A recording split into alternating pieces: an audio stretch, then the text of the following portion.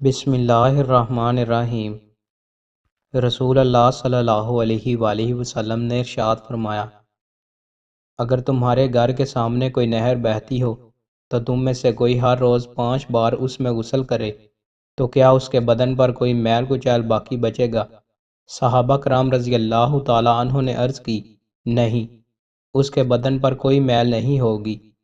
آپ صلی اللہ علیہ وآلہ وسلم نے فرمایا، یہی مثال 5 نمازوں کی ہے، اللہ تعالیٰ ان کے ذریعے گناہوں کو مٹا دیتا ہے۔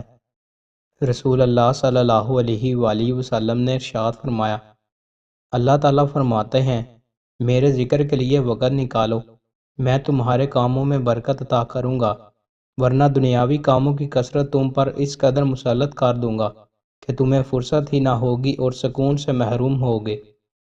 رسول اللہ صلی اللہ علیہ وآلہ وسلم نے ارشاد فرمایا، اللہ سبحانہ و تعالیٰ کے ہاں دعا سے بڑھ کر کوئی چیز عزت والی نہیں۔ رسول اللہ صلی اللہ علیہ وآلہ وسلم نے ارشاد فرمایا، جانتے ہو چغلی کیا ہے؟ صحابہ نے کہا، اللہ اور اس کا رسول بہتر جانتے ہیں۔ فرمایا، کسی شخص کی بات دوسرے کے سامنے اس طرح بیان کرنا کہ ان کے درمیان فساد برپا کر دے۔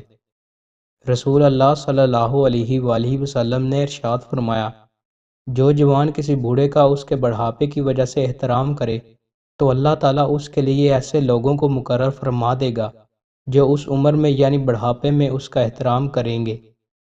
رسول اللہ صلی اللہ علیہ وآلہ وسلم نے ارشاد فرمایا، کسی بھی نیکی کو معمولی نہ جانو، اگرچہ اپنے بھائی کو حشاش پشاش چہرے سے ملنے کی نیکی ہی ہو۔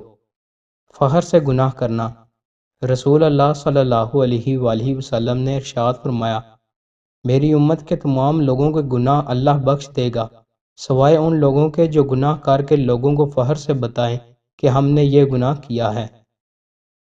دوستوں، مزید اچھی ویڈیوز کے لیے ہمارے چینل کو سبسکرائب لازمی کریں۔ بہت شکریہ۔